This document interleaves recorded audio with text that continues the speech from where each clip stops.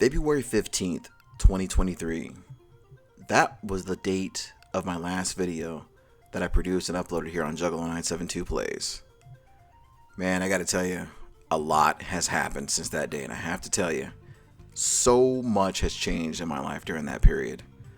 For one, the poor job market has been a pain to navigate, and even now it's gotten a little bit better for America, thankfully.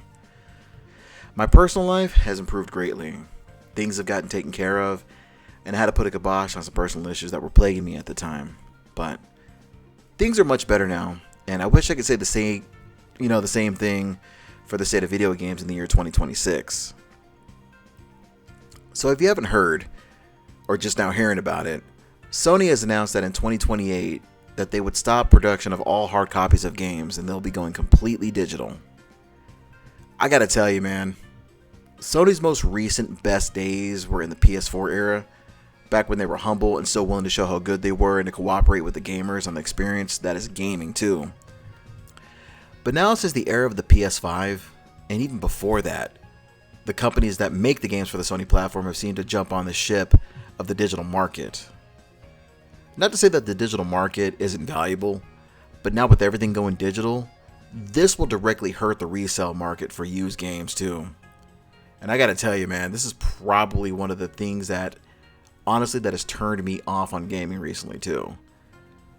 I mean, what's wrong, with aftermarket? What's wrong, with owning physical copies? And what's wrong with maybe making a little bit of an aftermarket price on things too, based on the rarities?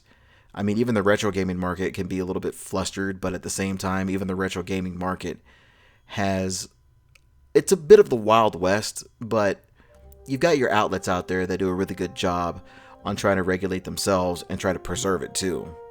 Heck, even preserving ROMs as well. We won't get into that legality because there's a whole argument to be made about the ROMs and the digital preservation of games too. Dude, I've been gaming since I was 2 years old. This is the truth, man. Literally 2 years old. Back in 1989, on my second birthday, my parents gifted me the Nintendo Entertainment System and a copy of Super Mario Bros. And since that day, all the way to now, to my current Steam machine that I have. I mean, if you've seen my personal channel, I've built my own Steam machine along with my family, along with my wife and my sister. I have seen so many things happen in the video game space that have been great and gruesome at times. Even outside of gaming, I've seen media change from playing VHS tapes to the Blu-ray player. Hell, my earliest memory of a VHS was a Betamax that my family once had. And honestly, my Blu-ray player that I have though, my wife bought one from Walmart. It plays DVDs too. Now with streaming services being a thing, and the rights of companies who let their customers have access to their media, and stream and digitally rent, and the time limit of availability, dude, what's happened to media, dude?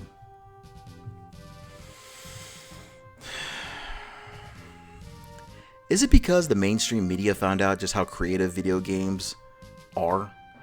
The stories of video games? How much more creative the music is? And how just the narratives, the unique points of view that fictional characters have to overcome in their spaces of fictional stories? Simply, it's become about dollar signs and the primitive need to hoard the riches from us peasants that pay them.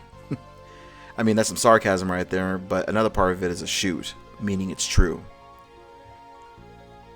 But even worse, it's become mainstream, and it's also become a lot like Hollywood, but its own brand of Hollywood.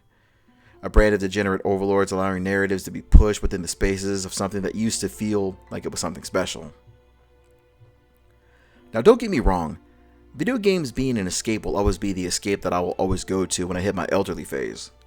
But even then, I'm going to have to deal with the fact that it's simpler to misplace a cartridge or a disc that needed cleaning than to relocate the path of the hard drive of my SSD to my saved data for a live service game. I tried saying that 3 different times though, and trust me, it did not sound even better when I tried it again, so moving on.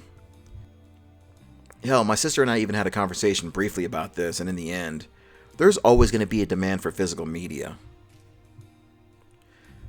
I mean, can we talk about vinyl and how it's become quite popular all over again? Like, what's old is new again? Hell, let's make a comeback, and Even with the comeback that it has, though, the quality of sound has vastly improved too. I mean, listen to these new record players, these new turntables, these digitally enhanced turntables and record players that are out. These, heck, I still have a copy of my favorite Metallica album on vinyl now. I bought it digitally remastered too, and Justice for All. Hell, I'll even spin it up when I'm in the middle of playing some private matches of Modern Warfare 2, going Sandy Ravage with a Spaz 12.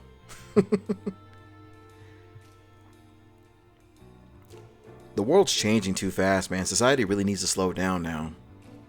The digital push of media and not owning anything, purchasing basically an extended rental until services go down.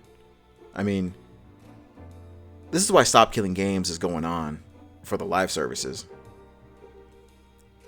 Now, can we get this going to the physical media? I mean, little by little, the physical media part is disappearing. But even so, whatever metadata is going to be around, whatever metadata that's going to be left over in pictures, I can tell you one thing though. We, as a society that value entertainment as a media hub or just something that just used to be enjoyed, this leisure that we have has all been invaded by companies that want to push agendas, that want to push narratives about things that aren't so unique anymore. All right, as I record this, I just needed to stop real quick. I'm going to go ahead and wrap it up like this because along with these notes that I got, I missed two things. Number one, the PlayStation stores for the PS3 and the PS Vita are also going to be shut down along with everything going digital. And you've also you have to note that you also have to notate that there is also a storage crisis happening too. And that's because of AI companies and just AI in general. Yeah, if there was any reason to have a dislike and a disdain towards AI being boomed right now, then this right here is a perfect example of why Stop Killing Games should succeed and how an all-digital future for physical media disappearing should not happen. If you speak with your wallets and don't play, then you just may make an impact. Those are just my words, not anybody else's. Other than that, though, I haven't been on this channel in like 3 years, and it was good to kind of just stop by and just kind of pop down and just give my 2 cents on the state of games right now.